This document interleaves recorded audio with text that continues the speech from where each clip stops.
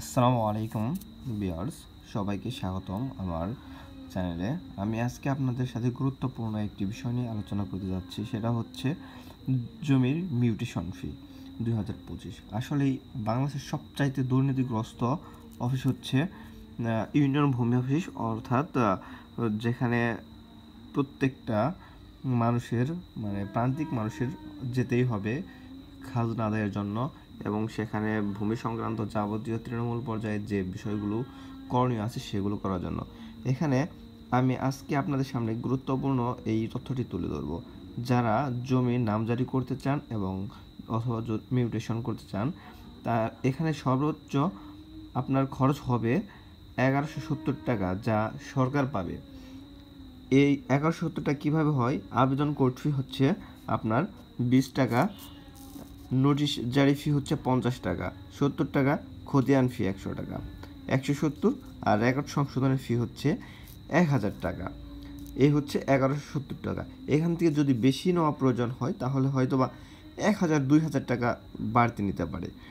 তো এইখানে আমি গত সপ্তাহে বাসাইলের কাঞ্চনপুরে গিয়েছিলাম ভূমি অফিসে, তারাবাড়ি মৌজার কিছু কাগজপত্র ঠিক করার জন্য।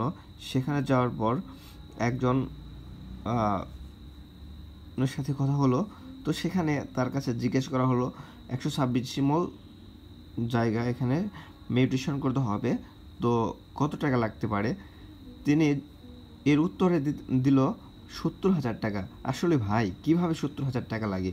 সেখানে 1% জমি যদি মিউটেশন করতে হয়, যে টাকা প্রয়োজন বা যে পরিশ্রম বা যে বিষয়াদির প্রয়োজন হয়, তো 126 সিমল ঠিক তাই হবে।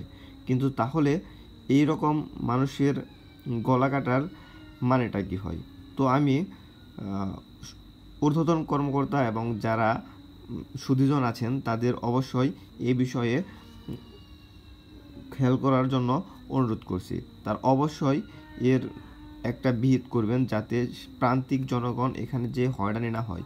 এটা শুধু কাঞ্চনপুরে নয়, এটা কিন্তু সারা বাংলাদেশেই এইভাবে কিন্তু নামজারির নামে অনেক টাকা কেড়ে নিচ্ছে।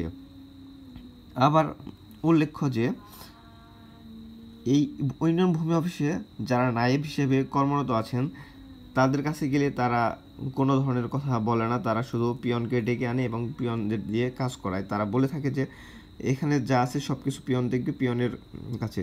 তো একটা কথা হচ্ছে, পিয়নে যদি সব কাজ করে তাহলে একটা নায়েবের ভূমিকাটা কি? শুধু তিনি সিগনেচার